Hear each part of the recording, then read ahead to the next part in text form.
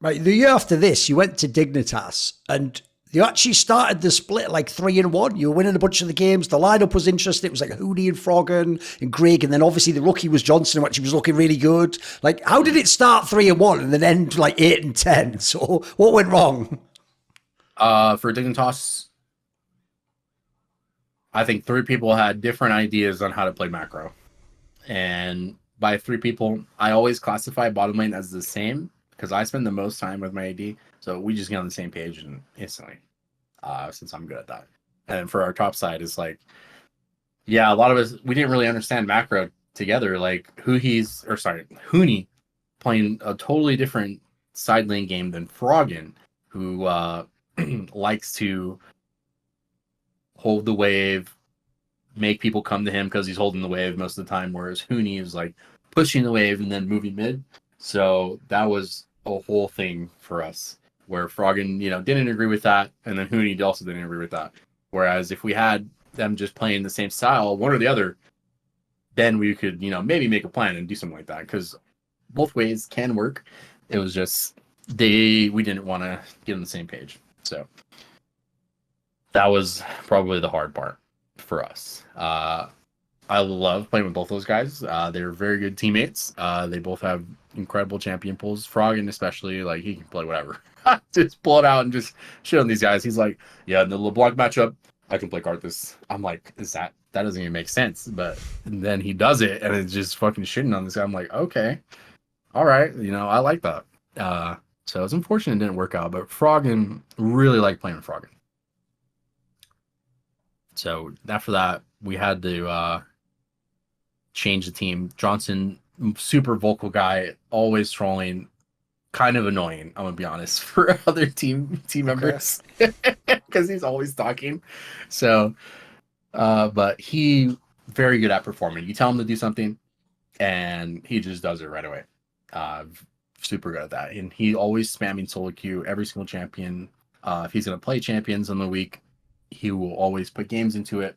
New AD carry comes out instantly, 20 games on it. All right. Can tell you if it's good or not. And he was like almost a mini double if kind of guy, because he would always put in all this work, and then if he sees his teammates not putting in work, he's in your ass. Like, hey man, when are we gonna start playing this? Have you practiced this today yet? What are you even doing, man? Do you know what you're doing this champ? Is you build the wrong item instantly on you, like, what is this item, bro? So he's that type of guy, which is fine. I'm kind of used to it from playing with Double F already. That type of criticism if you're playing team fights wrong, etc.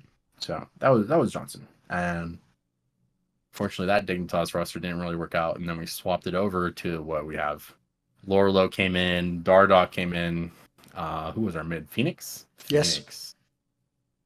Phoenix came in, and that roster wasn't too bad either, but it was It was alright. We had different play styles, I would say. Does it piss you off, by the way, that, like, I mean, if you listen to the story, it's gradual how things went downhill. It wasn't like it just went off the cliff and completely, you're terrible and everything. Like, if people don't even know, in that summer split back in season 8, when things were already getting bad, you were still like the fucking all-pro first pick support and everything. Like, everything still should have been good. Like you said, maybe you could have done a trade, or maybe they shouldn't have done all the swaps in and out or something. Do you feel like management decisions sort of spoiled the last few years of your career? I think it's like it could be a cop out just to blame management, but obviously I didn't use the power I had where I could just ask, I didn't want to play anymore. And I could have done that. Probably should have, but usually I like to stick it out.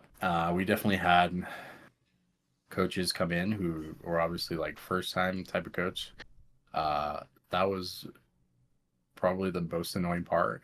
No flame to Joseph, but yeah, he came in and was trying to explain to Bang and I how to lane, and obviously for me it was like, this guy is a new coach, and he's just coaching us on how to push our lead forward, and that type of thing is like, I just can't believe I'm.